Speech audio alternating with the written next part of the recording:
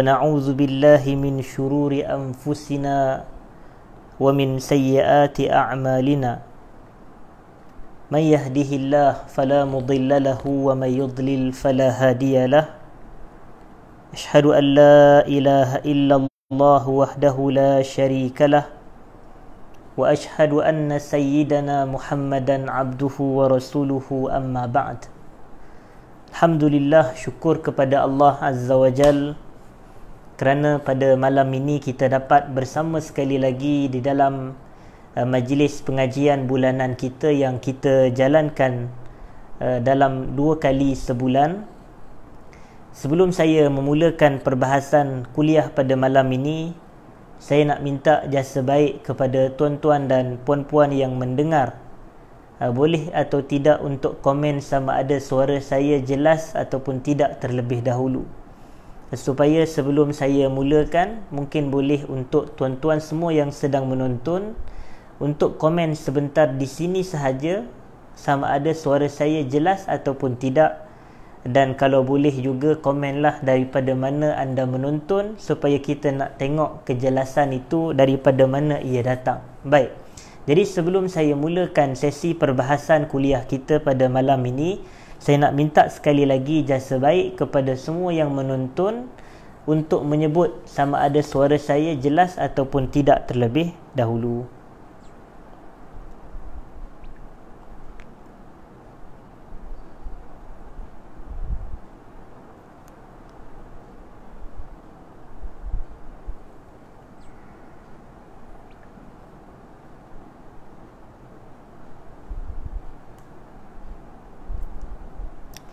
Okey, baik. Jadi ada komentar yang mengatakan suara jelas dan Alhamdulillah. Jadi saya akan memulakan terus sesi perbahasan kita pada malam ini di bawah tajuk Adab-adab bersoal jawab. Adab-adab bersoal jawab. Ada beberapa perkara yang saya nak tekankan sebagai mukaddimah. Mungkin semua sahabat-sahabat ataupun sidang penonton sekalian mengetahui latar belakang pekerjaan dan perkhidmatan saya, iaitu saya berkhidmat di salah sebuah institusi fatwa yang mana memang fokus hari-harian adalah melibatkan soal dan jawab, iaitu apabila adanya panggilan telefon atau daripada mana-mana medium persoalan-persoalan itu datang, maka dituntut untuk pihak saya memberikan jawapan terhadap permasalahan tersebut. Lalu kita katakan dalam isu ini dia mempunyai adab-adab yang tertentu yang melibatkan 2 pihak. Yang pertama, pihak yang memberikan jawapan kepada persoalan hukum. Yang disebut yang memberikan jawapan kepada persoalan hukum tersebut adalah pihak mufti, iaitu individu yang mengeluarkan fatwa atau yang mengeluarkan jawapan terhadap permasalahan hukum yang ditanyakan kepada dia. Dan satu pihak lagi ia adalah pihak yang disebut sebagai peminta fatwa. Dalam erti kata lain, dia bertanyakan soalan. Kalau dalam bahasa Arab, orang yang memberi jawapan hukum disebut sebagai mufti, manakala bagi mereka yang bertanyakan persoalan hukum atau meminta fatwa, mereka ini disebut sebagai mustafti. Jadi sebab itu kalau ikut kepada perbahasan tajuk kita ini, adab-adab dalam bersoal jawab, ia lebih merujuk kepada adabul mufti wal mustafti. Adab-adab individu yang memberikan fatwa, yang memberikan pandangan hukum, dan juga al-mustafti, individu yang meminta pandangan atau meminta jawapan terhadap permasalahan hukum yang dia dihadapi dalam kehidupan seharian. Jadi mufti dan mustafti. Sebab itu kita ada kitab-kitab yang khas, antaranya kitab Sifatul Mufti wal Mustafti, ciri-ciri seorang mufti dan ciri-ciri seorang peminta fatwa. Jadi kita katakan bahawasanya golongan yang memberikan fatwa ini dinamakan sebagai mufti dan golongan yang meminta fatwa dinamakan sebagai mustafti. Meskipun dari sudut negara ataupun tempat tertentu dia memiliki suatu yang dianggap sebagai mufti rasmi. Yang ini dikatakan dari sudut kanun, undang-undang, seperti di negara kita dan juga di mana-mana negara di dalam dunia Islam. Sebagai contoh, Malaysia ada 14 mufti, dan setiap mufti itu ada dia punya peranan dan kuasa masing-masing. Tetapi kita katakan, adakah ini membawa erti seseorang itu kalau dia itu bukan bertitle atau memegang jawatan secara rasmi, adakah dia bukan mufti? Kita kata dia adalah mufti secara tidak rasmi. Maknanya dari sudut lafaz atau makna yang umum, maka dia adalah seorang yang memberi fatwa. Sebagai contoh, kita ada di majlis-majlis ilmu, contoh dahulunya di masjid, maka kita ada buka sesi soal jawab. Maka sebenarnya ustaz-ustaz yang kita tujukan persoalan kepada mereka itu, mereka adalah secara umum disebut sebagai mufti, tapi tidaklah mufti negara atau mufti rasmi atau mufti bagi negeri tertentu. Tapi mereka mufti dalam erti kata mereka memberi jawapan hukum, mereka mengeluarkan jawapan terhadap persoalan yang ditanyakan kepada mereka. Manakala satu pihak lagi pula disebut sebagai mustafti, peminta fatwa. Mereka bertanyakan soalan hukum, dan fatwa adalah persoalan yang ditanyakan. Itu fatwa ni adalah isu-isu yang berkait dengan hukum hakam kehidupan seharian kita. Dalam hidup ni ada banyak masalah dan persoalan yang sering kita ini ajukan, kita tanyakan dan kita hadapi pun. Jadi oleh kerana kita ada kekeliruan, maka kita nak mencari jawapan terhadap kepermasalahan dan kekeliruan tersebut. Jadi oleh kerana itu kita pun bertanyalah kepada seseorang yang kita yakini keilmuan dia, kewarakan dia, ketakwaan dia, kefakihan dia dan kemampuan dia untuk menjawab persoalan yang kita tanyakan. Jadi inilah serba sedikit mukaddimah ringkas hadirin dan hadirat semua tentang persoalan atau topik perbahasan kita pada malam ini, adab-adab bersoal jawab, adab-adab yang melibatkan dua pihak, individu yang mengeluarkan jawapan hukum dan individu yang bertanyakan dan memintakan jawapan terhadap permasalahan hukum yang mereka hadapi. Jadi saya nak mulakan terlebih dahulu dengan adab-adab ini kepada individu yang disebut sebagai mustafti, sebagai peminta fatwa, sebagai individu yang bertanyakan soalan hukum.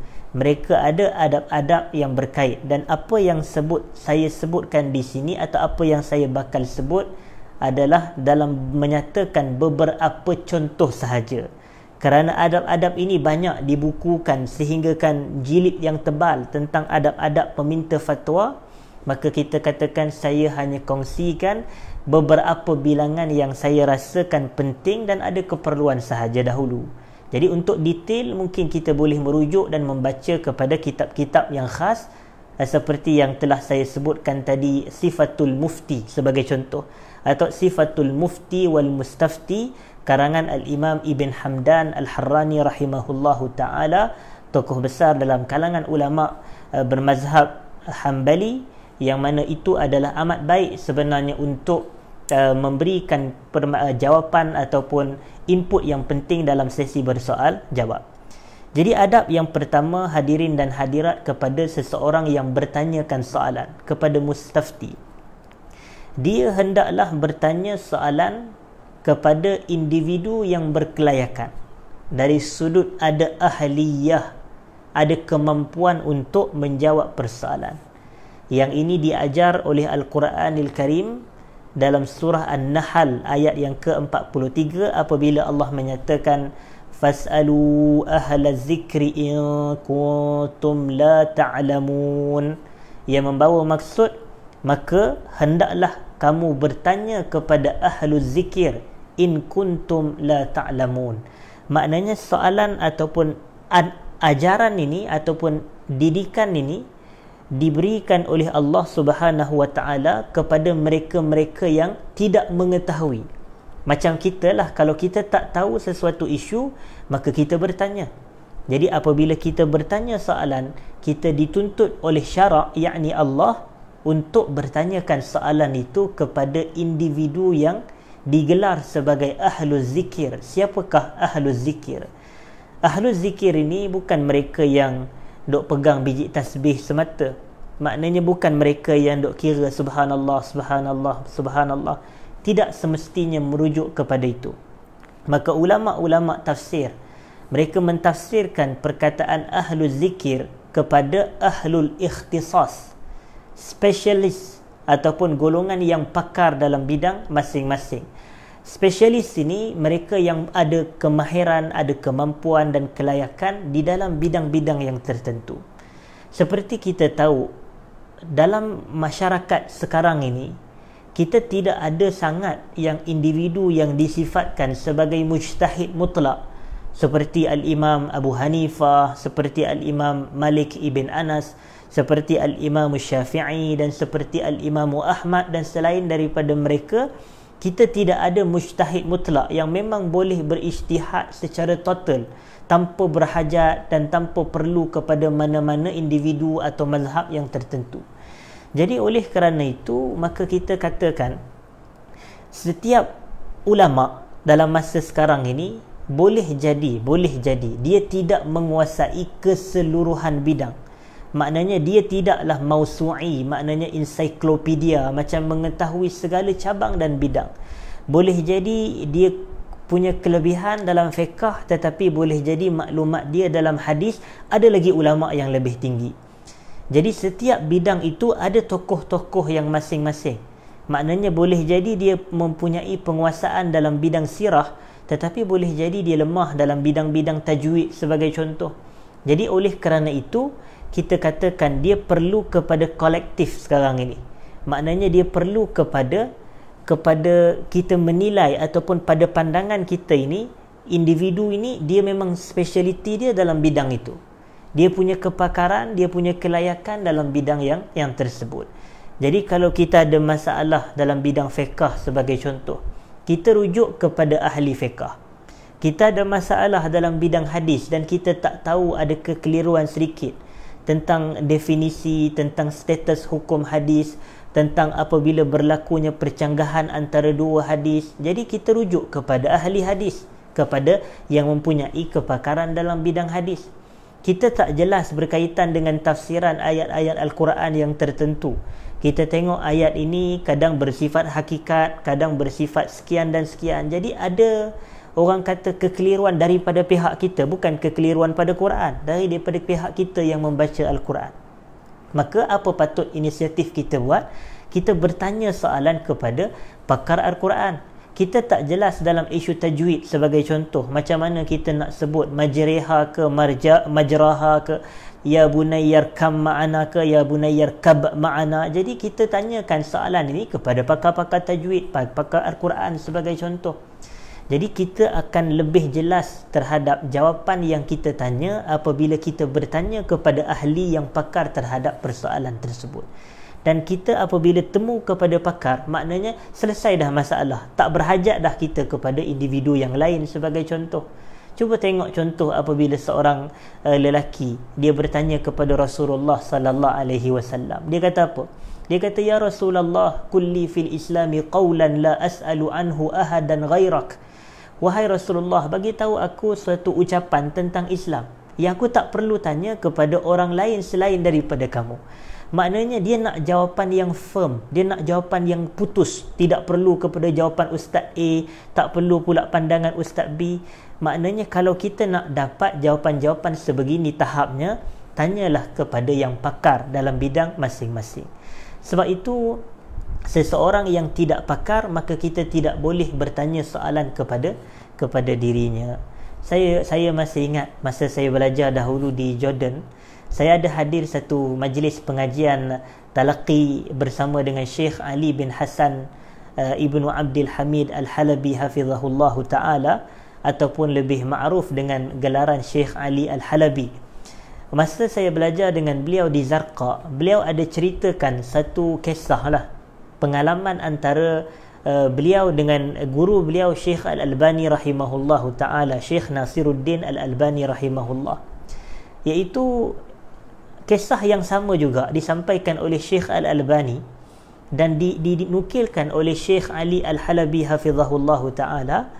Dan saya dengar dalam kuliah beliau pada waktu tersebut tentang seorang tokoh ulama yang ada majlis ilmu yang khas, ada majlis ilmu yang khas untuk memberikan fatwa dan jawapan bagi permasalahan yang orang ajukan kepadanya.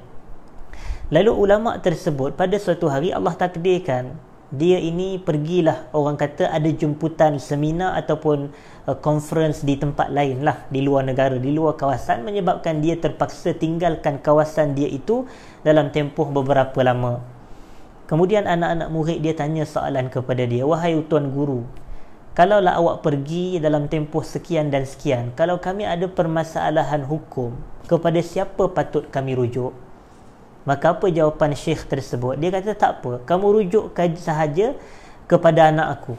Maknanya dia ada anak, namun hakikat anak dia ini pula, anak dia ini bukan seseorang yang pakar macam ayah dia, dan anak dia pun tahu hakikat itu. Lalu anak dia tahu hakikat tersebut yang dia tak mampu pun nak jawab persoalan-persoalan yang ditanya kepada dia. Maka dia pun sebab dia ini sekadar penuntut ilmu, ayah dia mengajar, dia duduk dengar apa semua, dia bukan ada malakah atau ada kemampuan macam ayah dia. Maka oleh kerana keadaan tersebut, ayah dia ni bagi satu tips. Tips ni kalau tuan-tuan dan puan-puan biasa perasan, ni macam ayat-ayat pelepah lah, buah pelepas dia panggil istilah. Kadang-kadang istilah tu lah dalam bahasa-bahasa yang tertentu ni dia ada istilah buah pelepas. Maknanya buah pelepah ni kalau orang tanya soalan, dia guna buah yang sama sahaja. Jadi ayah dia kata, tak apa, aku ajarkan kamu satu tips mudah. Dia kata, kalau ada orang tanya kamu persoalan hukum, kamu jawab sahaja fil mas'alati qawlan. Dalam masalah ini ada dua pendapat, selesai lah. Ada pendapat kata boleh, ada pendapat kata tak boleh, jadi selesai. Jadi apabila anak dia ni pun dia mikir, betul juga apa ayah aku cakap ni. Lalu dia pun, maka apabila ayah dia pergi keluar, maka dia pun duduklah di kerusi fatwa ayah dia tu, mengajarkan ilmu kepada masyarakat dan seumpamanya. Walaupun ini dari sudut akhlaknya tidak baik, sebab dia sepatutnya bila dia tahu yang dia tidak layak, maka dia sepatutnya tawakuf, dia sepatutnya stop. Lalu dia pun, orang tanya soalan, ya syekh, orang tanya dia soalan, apakah hukum seseorang itu, seorang wanita itu bermusafir tanpa mahram lebih daripada 3 hari? Kemudian dia kata, fil mas'alati qawlan, dalam masalah ni ada dua pendapat. Maknanya ialah ada pendapat yang kata boleh, ada pendapat kata tak boleh berdasarkan hadis Nabi SAW. Dia pun tak tahu hadis tu, tapi dia gunakan buah yang diajar oleh ayah dia ni tadi. Fil mas'alati qawlan, dalam isu ini ada dua pendapat. Kemudian orang tanya lagi soalan, ya syekh, wahai tuan syekh, apa hukum seorang wanita yang dewasa menikahkan dirinya sendiri tanpa perlu kepada wali? Yang ini kita kata dia wanita dewasa, maknanya dia bukan anak dara dan seumpamanya, dia telah sampai usia tahap matang dan seumpamanya. Lalu apakah hukum dia mengahwinkan dirinya tanpa wali, tanpa perlu kepada wali, yakni bapa dia ataupun datuk dia? Lalu syekh ni dia jawab anak ni tadilah, dia kata fil mas'alati qawlan, dalam masalah ni pun ada dua pendapat juga, ada ulama kata boleh, ada ulama kata tak boleh. Jadi terpulanglah nak ikut yang mana satu. Jadi kan mudah macam tu, jawapan macam tu. Tak seronok kan jadi ustaz kalau soalan-soalan yang orang tanya kepada kita, semuanya kita kata dalam isu ni ada khilaf, ada yang kata boleh, ada kata tak boleh, terpulanglah nak ambil yang mana satu. Kan seronok jadi ustaz macam tu. Lalu kita katakan anak-anak murid dia ini pun bijak juga, maka mereka pun mula timbul tanda tanya. Mereka kata, betul ke tak betul ustaz ni? Semua soalan yang ditanyakan, semua jawapan-jawapan yang sama, betul ke tak betul dia ni?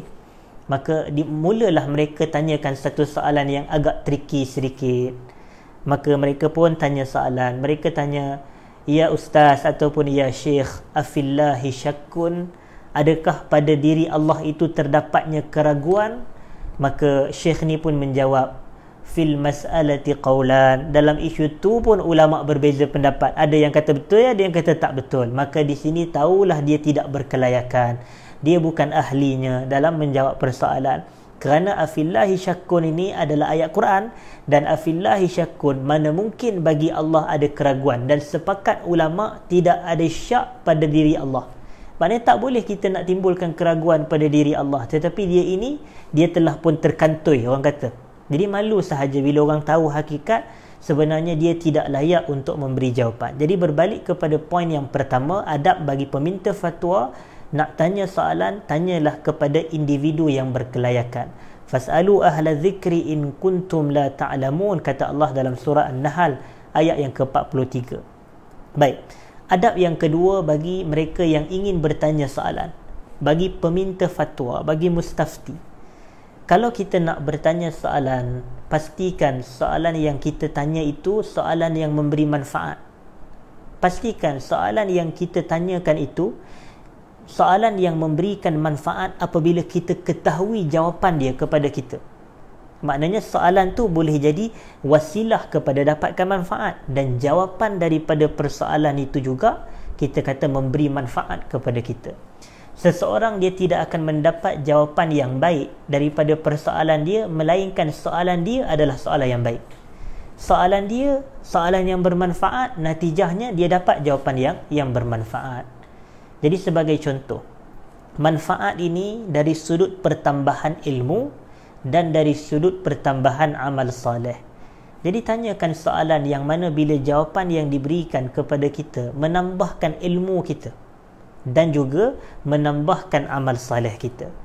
Apa buktinya? Di mana hujahan apa yang saya cakapkan ini? Betul ke tak betul apa yang saya utarakan? Kita kata lihat kepada Quran dan lihatlah kepada hadis-hadis Nabi SAW. Kita tahu antara faktor ilmu berkembang adalah melalui soal jawab. Tetapi macam mana ilmu nak berkembang kalau soalan pun soalan yang tidak orang kata berkembang?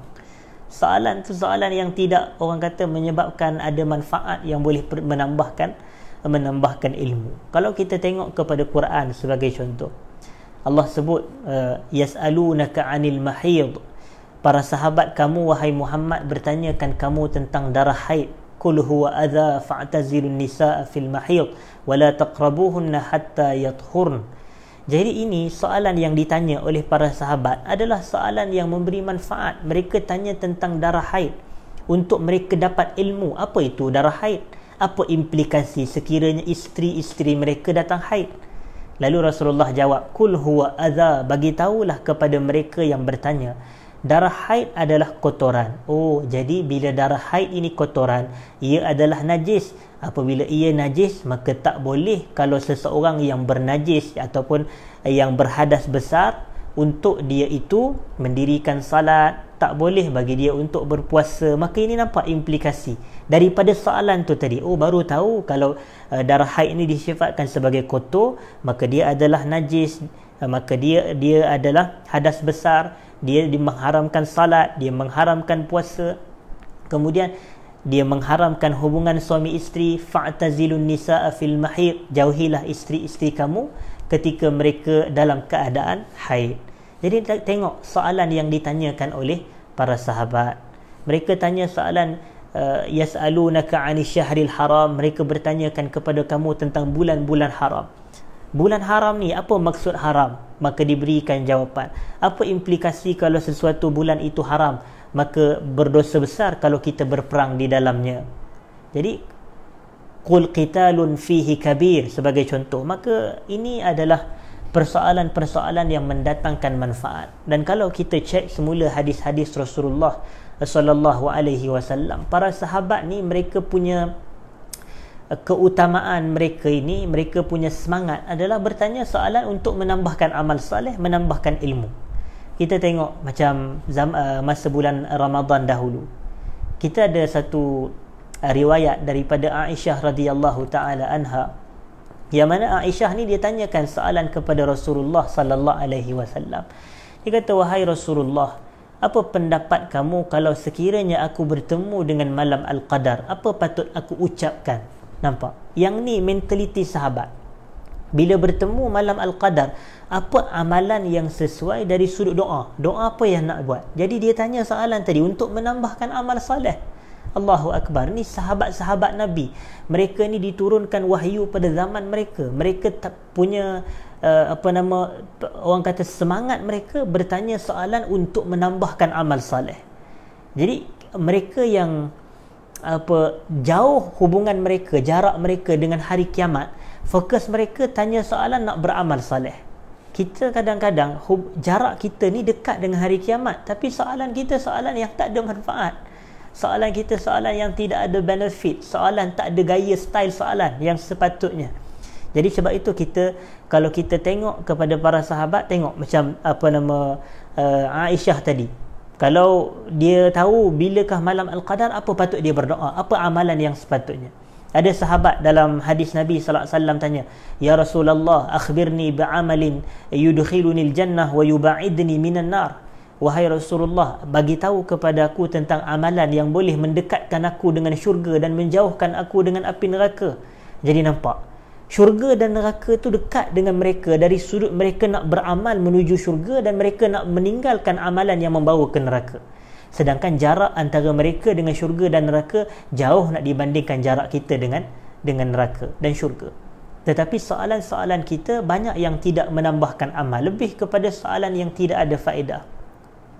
Sebab itu ada yang bertanyakan soalan dahulu tentang adakah betul iblis ini ada cucu dan cicit yang bertaubat dan seumpamanya. Dan kalau iblis ni dia ada zuriat, kalau dia ada zuriat, macam mana pula dia dapat zuriat tu? Adakah dia berkahwin? Siapakah nama isteri iblis?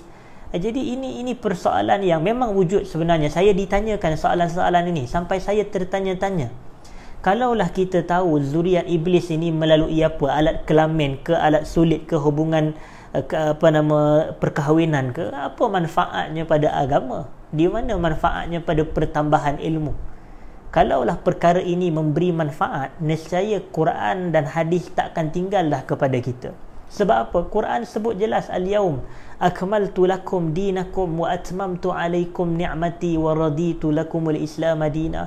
Hari ini aku telah sempurnakan bagi kamu agama kamu, aku dah lengkapkan ke atas kamu nikmat aku, dan aku redha Islam sebagai agama buat kamu. Islam dah lengkap apabila Rasulullah wafat.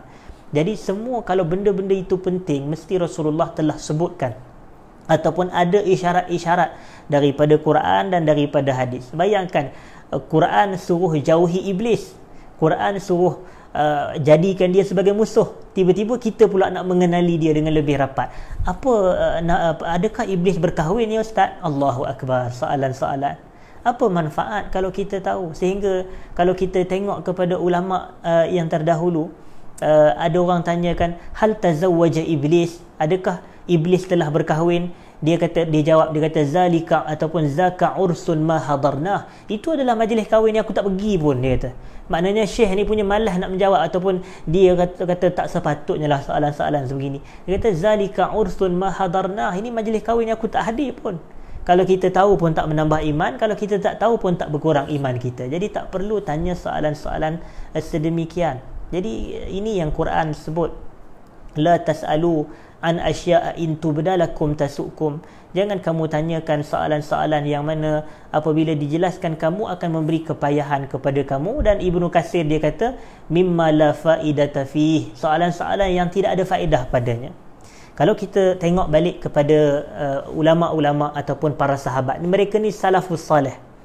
Kalau kita tengok semula kepada para sahabat Rasulullah sallallahu alaihi wasallam, apa tuan-tuan semua, kita biasa dengar tentang hadis Jibril. Hadis Jibril. Jibril ni tidak diketahui pada ketika dia datang itu. Ingat hadis yang kedua dalam hadis 40 karangan Al-Imam Nawawi. Apa kata Sayyiduna Umar ibn Al-Khattab? Beliau mengatakan, bainama nahnu julusun 'inda Rasulillah sallallahu alaihi wasallam zata yaumin iz tala'a 'alaina rajulun shadidu bayadi as-siyab shadidu sawadi asy-sya'r la yura 'alaihi atharu as-safar wa la ya'rifuhu minna ahad. Ini poin yang penting. Ketika kami sedang duduk bermajlis bersama dengan Nabi sallallahu alaihi wasallam pada suatu hari, iz tala'a 'alaina rajulun shadidu bayadi as-siyab, tiba-tiba datang kepada kami seorang lelaki yang pakaiannya bersangatan putih, syadidu sawadi sya'ar, rambutnya bersangatan hitam, la yura alaihi atharus safar, dan tidak dilihat pada peribadi, penampilan, pakaian, rambut dia itu tanda-tanda permusafiran. Dan poin dia, wala ya'rifuhu minna ahad, tidak ada seorang pun dari kalangan kami yang mengenali siapakah lelaki tersebut. Kita kalau tiba-tiba datang seorang lelaki yang kita tak kenal, mesti ada curiosity kita, mesti ada timbul perasaan ingin tahu. Siapa dia pula Mamat ni? Siapa dia pula kawan ni? Si Fulan ni siapa dia? Contoh. Tetapi ajaib para sahabat, selepas dia ini beredar, lelaki ini beredar, selepas dia tanyakan beberapa soalan kepada Rasulullah sallallahu alaihi wasallam, selepas dia beredar, apa kata Umar? Summan talaqa falabistu maliyan. Lelaki ini beredar, aku pun duduk dalam keadaan tertanya-tanya. Tapi bayang, Rasulullah ada di sekeliling dia, tapi dia tidak bertanya kepada Rasulullah. Dia tak bertanya pun, wahai Rasulullah, siapa dia lelaki yang datang tadi ya? Dia nampak, dia isyarat para sahabat. Mereka memikirkan, sebab mereka dah dapat manfaat. Mereka dah tahu apabila ditanyakan, ya Muhammad akhbirni anil Islam, maka mereka dapat benefit. Mereka dah dapat dah ilmu.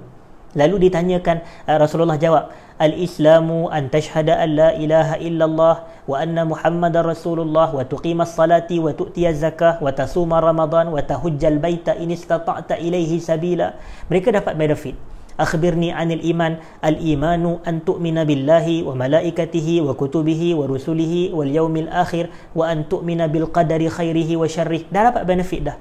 Kemudian ditanya lagi, akhbirni anil ihsan, al-ihsanu an ta'budallaha ka'annaka tarahu fa illam takun tarahu fa innahu yarak. Kemudian ditanya lagi, akhbirni anis sa'ah. Rasulullah jawab, mal mas'ul bi'a'lam minas sa'il, akhbirni an amaratiha, bagi tahu tanda-tanda hari kiamat. Maka Nabi SAW menjawab, antalidal amatu rabbataha wa antaral hufatal uratal allah ri'a asyai yatatawaluna fil bunyan. Jadi ini semua dah dapat dah benefitnya. Sahabat-sahabat dapat dah benefit, manfaat. Lalu mereka pun tak, mereka tertanya, tapi mereka fikir, kalau kami tak, ialah seakan isyaratnya begitulah. Kalau mereka tak tahu pun siapa lelaki tersebut, tak ada masalah dah, sebab Rasulullah dah beri dah jawapan tentang rukun Islam, tentang rukun iman, tentang ihsan, tentang tanda-tanda hari kiamat. Dah banyak mereka dapat. Lalu yang memulakan pertanyaan siapa? Yang memulakan pertanyaan adalah Rasulullah sallallahu alaihi wasallam. Maknanya para sahabat kalau dalam isu yang mereka rasa tidak penting, mereka biarkan sahaja kepada Rasulullah. Biarlah Rasulullah sendiri yang memulakan memberikan penjelasan. Maka Nabi SAW berkata, atadri manis sa'il ya Umar? Tahukah kamu siapa yang bertanya soalan wahai Umar? Nampak? Bukan Umar yang bertanya, Rasulullah yang tanya. Jadi sahabat ni sikap dia apa? Sikap dia mereka nak bertanya soalan yang akan memberi manfaat kepada penambahan ilmu dan penambahan amal soleh. Jadi kalau pada mereka benda itu dia tak menambahkan ilmu, kalau tahu pun apa masalahnya, kalau tak tahu pun tak ada mengapa. Maka Rasulullah SAW menjawab, fa innahu Jibril atakum yu'allimukum dinakum. Sesungguhnya dia adalah Jibril, dia datang kepada kamu, dia mengajarkan kepada kamu agama kamu. Kemudian ada satu lagi peristiwa yang melibatkan Abu Hurairah radhiyallahu anhu. Kita tahu Abu Hurairah pernah menceritakan bahawasanya Rasulullah mewakilkan beliau untuk mengagihkan harta-harta zakat, untuk mengagihkan zakatlah secara mudahnya kepada asnaf. Lalu Abu Hurairah ni sebagai amil, dia agihkan harta zakat ataupun dia agihkan zakat. Kemudian datanglah seorang lelaki kepada Abu Hurairah. Bila datang seorang lelaki kepada Abu Hurairah, maka dia mengadu, dia kata, wahai Abu Hurairah, aku ni lelaki susah, ada keluarga yang memerlukan, isteri anak memerlukan sekian dan sekian. Maka Abu Hurairah berasa kesian, Abu Hurairah pun berilah zakat dan bantuan kepada lelaki tersebut. Lalu selesai, Abu Hurairah balik semula ke Madinah dan Abu Hurairah cerita kepada Rasulullah. Maka Rasulullah kata, kazabaka wa saya'ud, dia bohong kepada kamu dan esok dia akan kembali lagi. Kemudian Abu Hurairah sekali lagi pergi mengagihkan zakat. Kemudian lelaki itu datang. Maka lelaki itu apabila dia datang, maka pun alasan yang sama juga. Abu Hurairah ni dia macam dah tak berapa nak percaya, tapi dah sebab kawan tu mengadu itu dan ini, maka dia pun memberikan bantuan dan pertolongan kepada Abu Hurairah, dia kepada lelaki tersebut. Lalu Rasulullah sallallahu alaihi wasallam memberitahu kepada Abu Hurairah, kazabaka wa saya'ud, dia bohong kepada kamu dan dia akan kembali lagi nanti. Bayangkan Abu Hurairah, kenapa Abu Hurairah tak tanya, wahai Rasulullah, macam mana kamu tahu? Macam mana kamu tahu esok dia datang? Tak. Sebab dia tahu dia berhadapan dengan Rasulullah. Bagi dia kalau ilmu tentang tu tak berapa manfaat, dia tak perlu tanya soalan. Kemudian malam yang ketiga, maka lelaki tersebut datang kembali. Maka Abu Hurairah ni dia takkan jatuh 3 kali dah kena tipu. Lalu Abu Hurairah dia kata, la arfa'annaka ila Rasulillah sallallahu alaihi wasallam. Aku akan bawa kamu ni, aku akan hadapkan kamu berjumpa dengan Nabi sallallahu alaihi wasallam. Tapi lelaki itu kata, jangan. Nakkah kamu wahai Abu Hurairah, aku mengajarkan kamu satu ayat yang apabila kamu baca ayat ini sebelum kamu tidur, maka syaitan tidak akan mengganggu kamu sepanjang kamu tidur, dan malaikat dan Allah akan menjaga kamu sehingga kamu bangun. Ada dua benefit. Syaitan tak akan ganggu ketika dia tidur selepas dia baca ayat tersebut. Kemudian Allah akan menjaga dia sepanjang dia tidur sehingga dia bangun.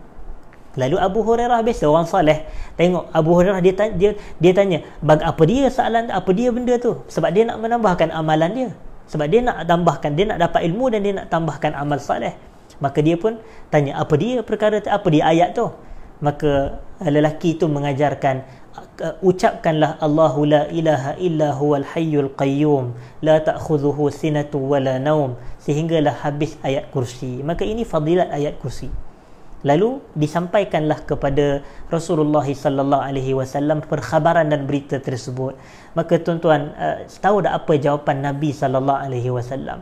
Nabi kata, sadaqaka wa huwa kadhub. Dia bercakap betul kepada kamu dalam keadaan dia itu kaki pembohong, kata Nabi sallallahu alaihi wasallam.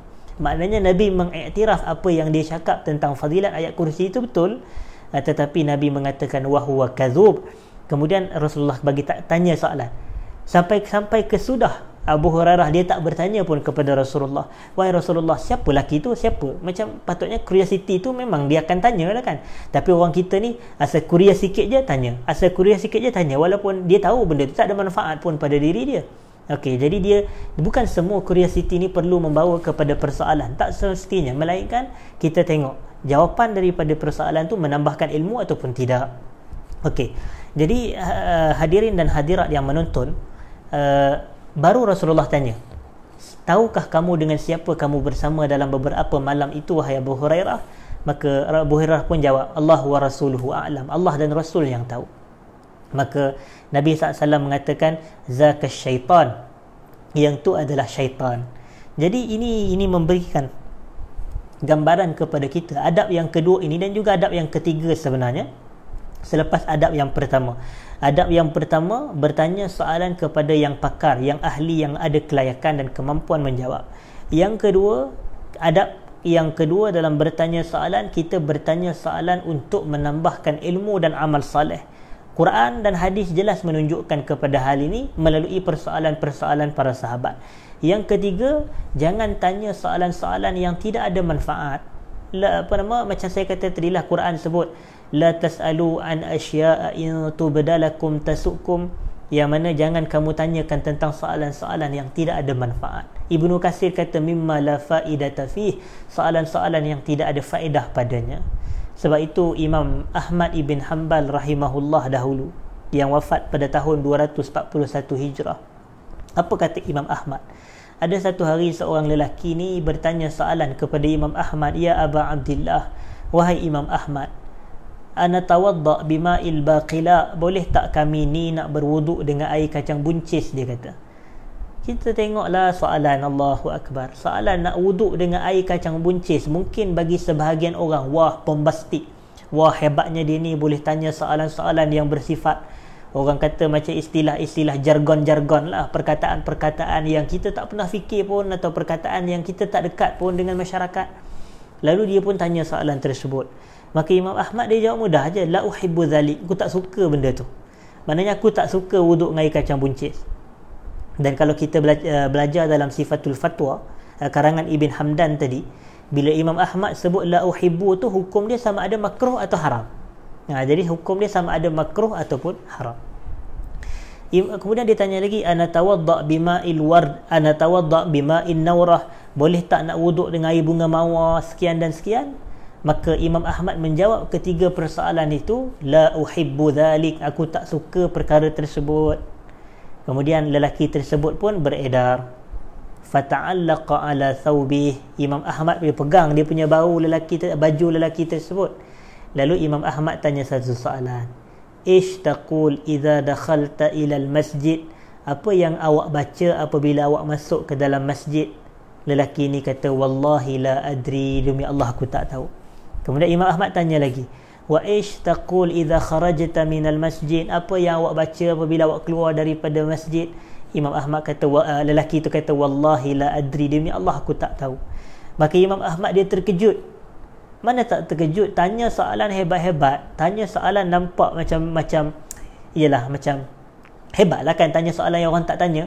Mana tanya soalan tentang boleh ke wuduk dengan air kacang buncis? Betul juga ni, macam rare juga persoalan ni. Macam orang kita sekarang lah, boleh tak wuduk dengan air kelapa? Kata contoh, air kelapa, boleh tak kita wuduk dengan air kelapa?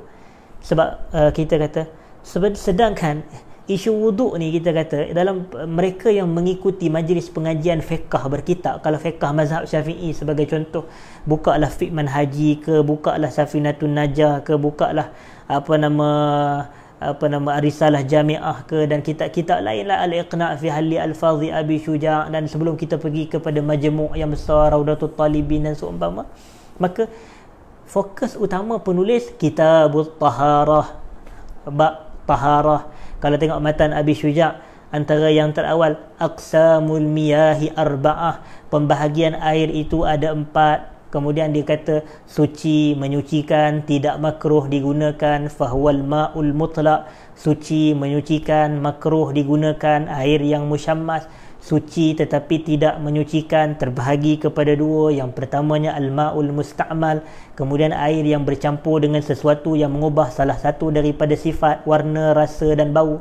Kemudian air yang keempat adalah al-ma'un najis, air yang bercampur dengan najis, dan air itu pula boleh jadi lebih daripada 2 kullah. Sekiranya bercampur dengan najis, air lebih daripada 2 kullah, maka dia tidak menajiskan air. Tetapi kalau air itu lebih daripada 2 kullah, kemudian najis itu mengubah warna atau sifat air tersebut, maka dia akan dianggap sebagai air yang najis juga. Jadi kita belajar perkara-perkara ini, belajar dalam fiqh apa semua. Jadi benda ni saya masih ingat ni, Fathul Qaribul Mujib, kitab masa saya belajar tingkatan 1 dahulu. Saya tingkatan 1 tahun 2005 tingkatan 1. Maknanya Fathul Qaribul Mujib ini silibus yang inilah yang dihafal daripada dulu lagi, yang sepatutnya kita ingat, berulang-ulang kali kita baca. Pun tiba-tiba ada juga orang tanya, walaupun kita tidak ada masalah, walaupun sebab bukan semua orang latar belakang pengajian dia sama. Saya tidak mempersoalkan apa dia semua. Kalau kita sedar, maka saya nak ajak semua berfikir supaya kita tanya soalan kalau boleh yang memberikan manfaat. Tapi kalau memang betul tiba-tiba dia tanya, dia kata dia memang nak tahu sungguh, boleh ke tak boleh wuduk dengan air kelapa? Kita kata tak boleh, kerana air kelapa tidak termasuk dalam air mutlak yang 7. Kan senang. Air mutlak ada 7, al-ma'us sama, air langit pula, air hujan, al-ma'ul bahar, air laut, al-ma'un nahar, air sungai, al-ma'ul bi'ri, air perigi, al-ma'ul ain, air mata air, al-ma'ul bar, al-ma'us salj. Kan dah 7, air embun dan air salji. Jadi selain daripada air itu, maka dia tak bersifat dengan sifat air mutlak, maka dia tidak boleh kita ambil wuduk dengan air itu, ataupun tidak boleh menyucikan. Tidak boleh menyucikan, sama ada wuduk ataupun mandi ataupun mengangkat hadas ataupun menghilangkan najis. Baik. Jadi ini 3 adab yang berkait dengan penyoal, mustafti. Walaupun ada lagi lah beberapa adab tu, tetapi saya nak kongsikan ini sahaja yang sebagai asas. Walaupun kita boleh tambahkan antara adabnya, kalau boleh kita bertanyakan soalan biarlah dengan penuh akhlak dan penuh adab. Tapi yang ni semua orang dah tahu dah, dan mudah-mudahan semua orang beramal lah. Kadang-kadang kita tahu tapi kita tak beramal, ni kekurangan sebahagian daripada kita. Jadi saya nak pergi pula kepada adabul mufti, adab al-mufti. Baik, adabul mufti seperti kita katakan adab-adab mereka atau individu yang memberikan jawapan hukum, jawapan kepada permasalahan hukum. Sebagai contoh, bila kita kata mustafti, peminta fatwa, dia mesti bertanya kepada ahli. Maka yang kedua ini, mufti ini, yang pertamanya adab dia ataupun ustaz-ustaz yang memberikan jawapan, dia hanya menjawab persoalan yang memang dia tahu jawapan dia. Dia mesti menjawab persoalan yang dia tahu. Yang ini antara adab paling utama yang perlu ada kepada semua yang memberikan jawapan hukum. Dia berfatwa, orang kata yufti wa yadri annahu yadri. Dia memberi fatwa dalam keadaan dia mengetahui yang dia memang tahu jawapan terhadap permasalahan tersebut. Kerana Quran jelas memberitahu dan mengajarkan hal ini kepada kita, siapa sahaja, walaupun dia bukan menjawab persoalan, tetapi Quran ajar kepada kita. Quran kata, wala taqfu ma laysa laka bihi ilm, inna sam'a wal basara wal fuada kullu ulaika kana anhu mas'ula. Jangan kamu ikut, atau jangan kamu bercakap, atau jangan kamu melakukan sesuatu perkara yang kamu tidak ada ilmu tentangnya. Inna sam'a, pendengaran, wal basara, penglihatan, wal fuad, jantung hati ni, kullu ulaika kana anhu mas'ula, semuanya Allah akan tanya di akhirat nanti. Jadi ini adalah ancaman dan larangan, jangan bercakap tanpa ilmu. La taqfu ma laysa laka bihi ilm, jangan cakap apa yang kita tidak ada ilmu. Sebab kalau kita bercakap tanpa ilmu, maka jawapan itu tadi akan menatijahkan negatif lebih daripada positif. Macam kisah ni tadilah, kisah yang saya katakan, lelaki yang mana apabila ayahnya meninggalkan kerusi mengajar agama ni, maka dia ambil alih, maka dia tak ada ilmu, tapi dia tahu yang dia tak ada ilmu, tapi dia masih memberikan jawapan. Maka natijahnya orang akan nampak dia ni memalukan diri dia je sebenarnya. Semua masalah fil mas'alati qawlan, semuanya je soalan orang tanya fil mas'alati qawlan, fil mas'alati khilaf. Ada khilaf tu tak ada masalah, standard lah tu khilaf. Cuma bila dia kata ada dua pendapat, pendapat pertama kata boleh, pendapat kata tak boleh. Yang ni fatwa tanpa ilmu. Dan fatwa tanpa ilmu ni bahaya. Banyak nas-nas dan riwayat-riwayat yang menyebutkan hal ini, tentang bahayanya bercakap atau memberikan fatwa tanpa ilmu. Dan apa antara bahaya paling besar sehingga kadang-kadang boleh membawa kepada kematian. Yang ni yang paling besar. Apakah lagi yang lebih berat berbanding fatwa kita itu menyebabkan kepada pembunuhan, menyebabkan kepada kematian, menyebabkan kepada penumpahan darah, menyebabkan kepada kacau bilau dan huru-hara dalam kalangan masyarakat, hanya dengan apa? Hanya dengan satu fatwa yang kita keluarkan. Sebab seseorang itu apabila dia ini tokoh yang dihormati dan diikuti, banyak pengaruh dan pengikut, maka apa jawapan yang dia keluarkan tu dia kena hati-hati. Nanti tak pasal-pasal jawapan dia orang misquote dia daripada fatwa dia, orang menghalalkan pembunuhan, menghalalkan penumpahan darah. Yang inilah yang berlaku dalam hadis yang diriwayatkan oleh Jabir bin Abdullah Al-Ansari radhiyallahu taala anhu. Apa kata beliau? Beliau menceritakan tentang ada seorang lelaki yang mana lelaki ini dia pergi bermusafir bersama beberapa sahabat dia. Kemudian dalam permusafiran tersebut beliau, orang kata, mimpi basah, keluar air mani lah dalam bahasa mudah. Kemudian kepala dia ini, dia takdir Allah timpa dahan pula. Kepalanya ditimpa dahan pokok, kecederaannya parah. Maka dia pun keesokan harinya apabila dia bangun, dia bertanya kepada sahabat-sahabat dia, hal tajiduna li rukhsah, adakah kamu mendapati bagi aku ini ada rukhsah, ada keringanan ataupun tidak untuk aku ni supaya tak payah mandi wajib, boleh jadi tayamum sahaja. Lalu apa sahabat-sahabat? Maknanya dia minta fatwa lah tu. Dan sahabat-sahabat dia ni memberikan fatwa. Apa fatwa sahabat dia? La najidu laka rukhsah, kami tak temukan sebarang keringanan pun buat kamu, maka kamu wajib mandi. Lalu lelaki ni dia mandi, dan selepas dia mandi dia mati, takdir Allah dia mati. Maka apabila dia mati, sampailah berita ini ke pengetahuan Rasulullah sallallahu alaihi wasallam. Merah padam wajah Nabi sallallahu alaihi wasallam menahan kemarahan yang bersangatan. Nabi mengatakan qataluhu qatalahumullah, sampai Nabi ucapkan perkataan geram sebegini, qataluh, mereka bunuh lelaki ini, qatalahumullah, mudah-mudahan Allah bunuh mereka. Allahu akbar. Bayangkan Nabi sebut istilah qataluh, mereka bunuh. Bunuh dengan apa? Bukannya bunuh dengan pedang, senjata tajam, pistol, apa-apa alat yang boleh membunuh. Tapi bunuh dengan apa agak-agak? Semua yang menonton, bunuh dengan fatwa yang silap. Fatwa yang silap boleh membawa kepada kematian. Kerana itu berat fatwa ini, beratnya kedudukan fatwa. Memberikan jawapan kepada persoalan hukum adalah sesuatu yang berat, kerana kita nak menyampaikan hukum Allah. Maknanya kita dalam sebahagian ulama seperti Ibn Al-Qayyim sebagai contoh mensifatkan fatwa ni tauqi' an Rabbil Alamin. Kita nak tanda tangan daripada pihak Allah. Bayangkan kalau kita ni raja-raja ataupun sultan ataupun pembesar atau ketua jabatan minta kita sign bagi pihak mereka. Kita pun dah risau dah, aduh kalau aku silap sign ni atas nama raja ni, kalau aku silap sign ni atas nama ketua jabatan, kalau aku silap sign atas nama pembesar. Jadi tengok. Jadi kalau begitulah kita punya rasa takut, macam mana dengan orang yang tanda tangan bagi pihak Allah? Tauqi' an Rabbil Alamin. Sebab itu Ibnul Qayyim dia ada kitab I'lamul Muwaqqi'in an Rabbil Alamin ataupun A'lamul Muwaqqi'in an Rabbil Alamin. Al-Muwaqqi'in yang menandatangani daripada pihak Allah Subhanahu Wa Ta'ala. Sebab apa? Sebab dia penyoal tanya kita ni hukum Tuhan. Apa hukum Allah dalam jawapan? Dia bukan tanya hukum daripada kita dah. Dia tanya hukum Allah. Apa pandangan syarak terhadap isu permasalahan saya ni? Saya ada masalah sekian dan sekian. Apa pandangan syarak? Jadi apa hukum Tuhan? Maka ini berat.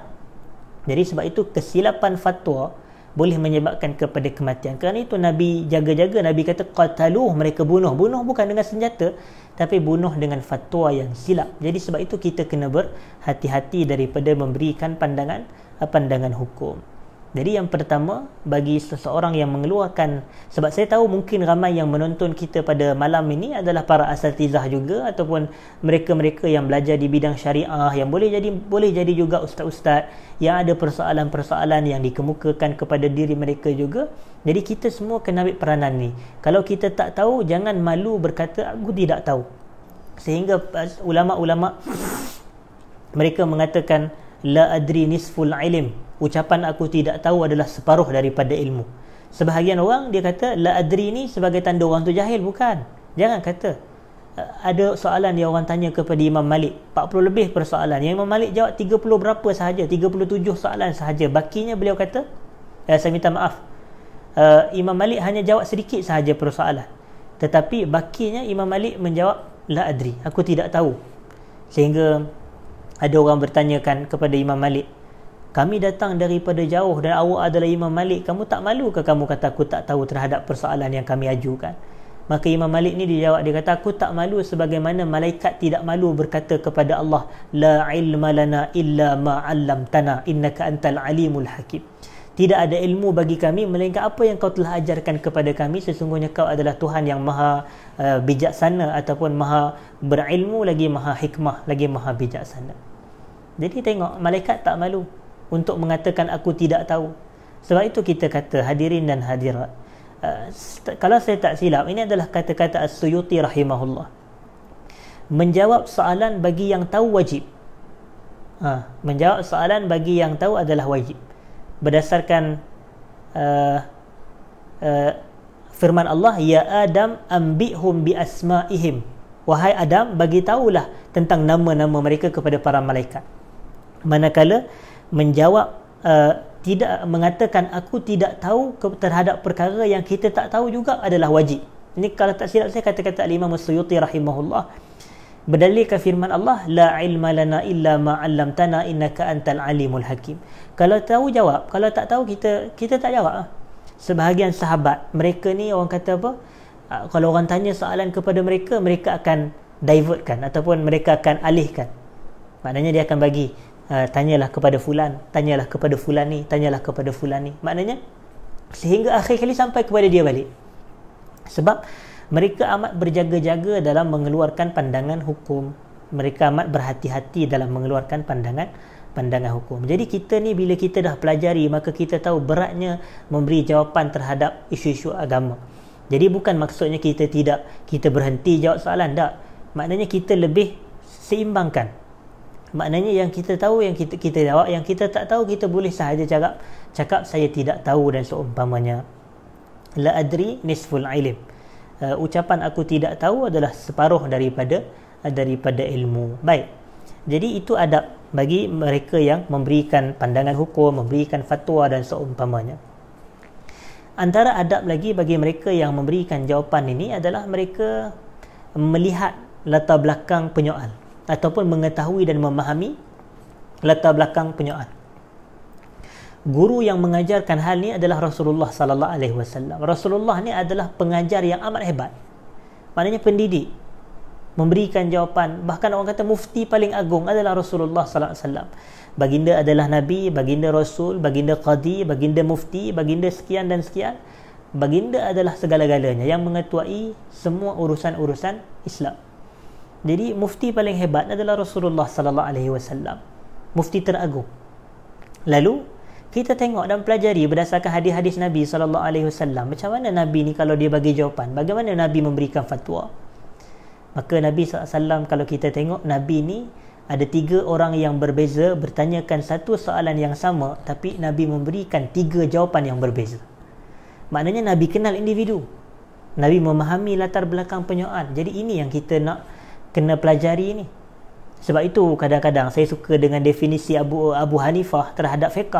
Bila Abu Hanifah dia kata fiqh ni ma'rifatun nafsi ma laha wa ma 'alaiha, dia mengenal jiwa, hak ke atas jiwa dan tanggungjawab jiwa. Maknanya mengenali jiwa, nak mengenali jiwa manusia ni, sebab itu memerlukan kepada penelitian, maknanya lama bergaul dengan manusia. Bayangkan kita tak bergaul dengan orang ramai, duduk je dalam bilik, dalam rumah, tak bergaul dengan orang apa semua, tiba-tiba orang tanya soalan, memang kita tak akan boleh jawab dengan jawapan yang tepat dengan individu tu. Kita kalau boleh jawapan sama je semua special je. Padahal kalau kita ikut salafus salih, Rasulullah dan para sahabat, mereka walaupun soalan tu datang daripada soalan dengan soalan yang sama, tapi daripada penyoal yang berbeza, maka jawapan berbeza. Ada orang tanya kepada Rasulullah, ayu amalin ahabbul a'mal, apakah amalan yang paling Allah suka? Apakah amalan yang paling Allah suka? 3 soalan ni soalan yang sama, individu yang berbeza bertanya, maka Rasulullah berikan jawapan yang berbeza. Kepada kawan ni Rasulullah kata al-jihadu fi sabilillah, jihad di jalan Allah.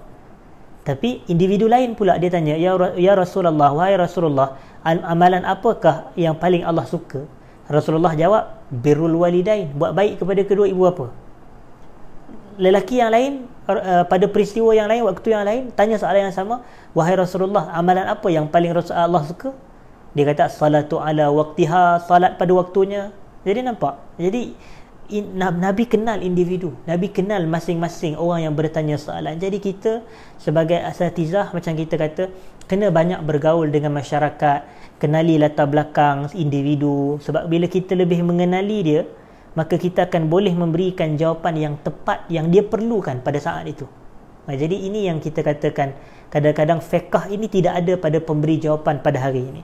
Sebab dia boleh jadi memberi jawapan secara general sahaja, bukan ikut keperluan individu. Sebab itu penting juga kita mengenali individu ni. Jangan orang kita ni dia suka bertanya soalan secara anonymous. Dia tanya soalan dalam keadaan kita tak kenal pun siapa dia, jadi susah juga. Tapi kalau kita dah kenal, maka kita dah lebih tahu, maka yang ni lebih baik insya-Allah untuk memberikan jawapan yang tepat kepada dia. Dan ada satu kisah yang berlaku antara kepada al-Imam ataupun Sayyiduna Ibnu Abbas radhiyallahu taala anhuma, Abdullah ibn Abbas. Seperti kita tahu, Ibn Abbas ni seorang yang power Quran, hebatlah, orang yang turjumanul Quran, orang kata habrul ummah, bahrul ilm. Dia adalah lautan ilmu, ahli tafsir. Nabi doakan kehebatan, kefakihan, kealiman dalam tafsir ataupun ta'wilul Quran kepada beliau radhiyallahu anhuma. Satu hari ada seorang tanya soalan kepada dia, halil qatil min taubah, adakah taubat bagi seorang pembunuh? Maka dia kata na'am, ya ada. Sebab ialah pembunuhan adalah dosa besar, dan semua dosa Allah ampunkan. Quran sebut jelas, qul ya ibadiyallazina asrafu ala anfusihim la taqnatu min rahmatillah innallaha yaghfirudz dzunuba jami'a. Kemudian Quran sebut wallazina idza fa'alu fahishatan aw zalamu anfusahum zakarullaha fastaghfaru lidzunubihim wa may yaghfirudz dzunuba illa Allah. Tadi innallaha yaghfirudz dzunuba jami'a, Allah mengampunkan semua dosa. Dan dalam ayat yang dalam surah Ali Imran ni tadi, Allah kata wa may yaghfirudz dzunuba illa Allah, siapa yang mengampunkan dosa kalau selain Allah. Jadi semua dosa Allah ampunkan. Cuma kemudiannya seorang lelaki datang bertanyakan soalan. Dia kata halil qatil min taubah, adakah taubat bagi si pembunuh? Maka apa jawapan Ibnu Abbas? Ibnu Abbas dia kata la ilan nar, tidak ada taubat bagi pembunuh melainkan neraka sahaja tempatnya. terkejut sahabat-sahabat yang sekeliling dia. Selepas lelaki ni beredar, maka sahabat-sahabat dia tanya, apa kena kamu wahai Ibn Abbas? Sebelum ni ada orang tanya soalan yang sama, kamu jawab, kamu kata ada. Tiba-tiba kamu jawab soalan yang zahirnya seakan kamu jawab dengan jawapan yang zahirnya seakan menyelisihi apa yang Quran sebut. Maka apa kata Ibn Abbas? Ni faqih. Faqih ni dia bukan semata ada nas, tak. Dia nak implementkan nas tu kepada individu, dia nak implementkan, dia nak tanzilun nas alal waqi', istilah dalam bahasa Arab. Dia nak meletakkan nas-nas hadis Quran ni kepada waqi', kepada realiti semasa, kepada individu. Dia bukan asal ada dalil je, inilah jawapan yang paling tepat. Bukan. Jangan kita anggap bila ada, tak, kita nak meletakkan dalil tu pada tempat dia. Lalu zahir daripada fatwa Ibn Abbas ni, orang nampak boleh jadi fatwa Ibn Abbas ni menyelisihi Quran. Quran kata Allah ampunkan semua dosa. Macam mana pula Ibn Abbas ni dia kata la ilan nar, tidak ada taubat bagi pembunuh melainkan neraka je. Kemudian Abu Bakar dia bagi explanation. Dia kata apa? Dia kata lam arahu illa rajulan mughdiba. Aku tak tengok lelaki ni melainkan dia adalah seorang lelaki yang datang bertanya soalan dalam keadaan marah. Dia tanya soalan dalam keadaan marah. Jadi dikhawatiri dia akan gunakan fatwa tu, lepas ni dia bunuh orang, kemudian dia kata tak apa, pembunuh ada taubat. Jadi Ibn Abbas dia nak menyelamatkan nyawa, sebab kawan ni datang dalam keadaan yang marah. Boleh jadi dia salah guna fatwa. Jadi kita kena teliti. Kadang-kadang ada orang datang kepada kita baik sahaja, nak tanya tentang fatwa itu, tanya tentang fatwa ini, tapi bila kita bagi green light, lain pula yang dibawanya. Jadi sebab itu kita kena berhati-hati dalam memberikan pandangan hukum, dan lebih mengajar kita lebih untuk nanti dulu. Dia bukan tergopoh-gapah dalam menjawab persoalan. Dia kena tenang. Dia tak boleh gopoh-gapah. Tak boleh memberi jawapan dalam keadaan marah. Tak boleh memberi jawapan dalam keadaan dia lapar. Tak boleh memberi jawapan dalam keadaan dia terlampau sejuk dan seumpamanya. Ini kerana faktor-faktor ini boleh memberikan impact kepada jawapan yang diberikan. Yang terakhir yang sebelum saya nak tutup, hadirin dan hadirat yang saya hormati sekalian, adalah berkait dengan faedah yang juga adab kepada orang yang memberikan fatwa atau memberikan secara umumnya mufti ataupun mufti-mufti yang menjawab persoalan-persoalan. Bukanlah merujuk kepada mufti-mufti negeri, tidak, tapi ustaz-ustaz yang menjawab permasalahan dan persoalan. Baik. Antara yang diajar oleh Rasulullah sallallahu alaihi wasallam adalah memberikan jawapan lebih daripada apa yang ditanya oleh penyoal. Yang ni sebagai benefit, sebagai faedah tambahan. Tapi tak semestinya berjela-jela, tapi yang memberikan faedah tambahan kepada mereka yang bertanya. Buktinya apa? Kita tengok ada seorang lelaki, dia bertanya kepada Rasulullah sallallahu alaihi wasallam. Dia cerita, wahai Rasulullah, kami ni bermusafir melalui jalan laut.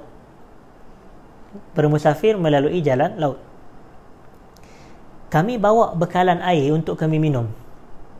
Lalu bila kami di lautan, kalau kami minum bekalan air tersebut, kami sudah tidak ada air untuk kami berwuduk. Kalau kami gunakan air yang kami bawa daripada darat untuk berwuduk, kami sudah tidak ada air untuk kami minum. Jadi dia tanya lagi, afanatawadda min ma'il bahar, bolehkah kami berwuduk dengan air laut wahai Rasulullah? Nampak ni soalan nak tambah ilmu dan nak tambah amal ni. Maknanya boleh tak wuduk dengan air laut? Tengoklah sifat soalan yang ditanya oleh para sahabat. Tanya nak tambah ilmu, tanya nak tambah amal soleh apa semua. Jadi ini sifat mereka yang perlu sangat-sangat kita pelajari. Lalu apa jawab Rasulullah SAW? Huwa tuhuru ma'uhu wal hillu maitatuh. Air laut adalah air yang suci dan bangkai yang mati di dalamnya adalah halal. Dalam soalan ada tak tentang isu bangkai laut? Haiwan yang mati dalam laut? Dalam soalan tak ditanyakan. Tapi ada kaitan tak dengan laut? Ada kaitan. Iaitu dia tanya tentang kesucian air laut. Maka Nabi dah jawab, tapi Nabi tambah satu lagi benefit. Yang ini antara kehebatan Nabi SAW dalam memberikan jawapan. Jawapan Nabi tu ringkas tetapi menambahkan lagi faedah. Jadi seseorang yang memberikan jawapan-jawapan agama juga sepatutnya begitu. Tetapi kita katakan beginilah secara kesimpulan, ini antara antara adab-adab. Sebenarnya adab begitu banyak. Macam kalau boleh kita tengok buku Sifatul Fatwa yang saya terjemahkan itu, diterbitkan oleh Pejabat Mufti Wilayah Persekutuan, maka tebal, jilidnya tebal. Jadi kita kata menceritakan tentang ciri-ciri fatwa, ciri-ciri pemberi fatwa, ciri-ciri penyoal, meminta soalan macam mana. Jadi ada adab yang bila kita baca, kita tahu setiap yang bertanya soalan atau mustafti, dia ada adab dan akhlak dia. Setiap mufti yang memberikan jawapan kepada permasalahan hukum yang ditanyakan kepada dia, sama ada secara lisan ataupun tulisan, mereka juga ada adab yang berkait rapat yang mereka perlu ikuti, yang perlu mereka raikan. Jadi bila kita meraihkan adab-adab begini, maka dia akan lebih timbulkan suasana yang harmoni, yang bertanya soalan dapat manfaat, yang memberikan jawapan pun dia dapat manfaat dalam masa yang sama secara tidak langsung. Wallahu ta'ala a'la wa a'lam. Saya rasakan cukup sekadar itu perbahasan kita pada malam ini. Mudah-mudahan kepada, saya tak pasti, mungkin ada yang komen-komen bertanya soalan di sini, tetapi saya tak dapat baca mesej komen-komen. Saya tak tahu kenapa handphone saya tak boleh masuk komen-komen. Jadi yang keluar hanyalah nama-nama yang watching sahaja. Jadi soalan-soalan tu tidak masuk. Jadi saya minta maaf kalau tidak berjawab. Jadi bukan saya nak jawab fil mas'alati qawlan, bukan. Tetapi sebab saya tak masuk, jadi saya tak nampak. Jadi saya minta maaf. Terima kasih semua kerana sudi menonton. Saya minta maaf jika ada salah silap dan terkasar bahasa dan seumpamanya. Terima kasih atas masa dan waktu tuan-tuan. Aqulu ma sami'tum. Astaghfirullahal azim li wa lakum. Assalamualaikum warahmatullahi wabarakatuh.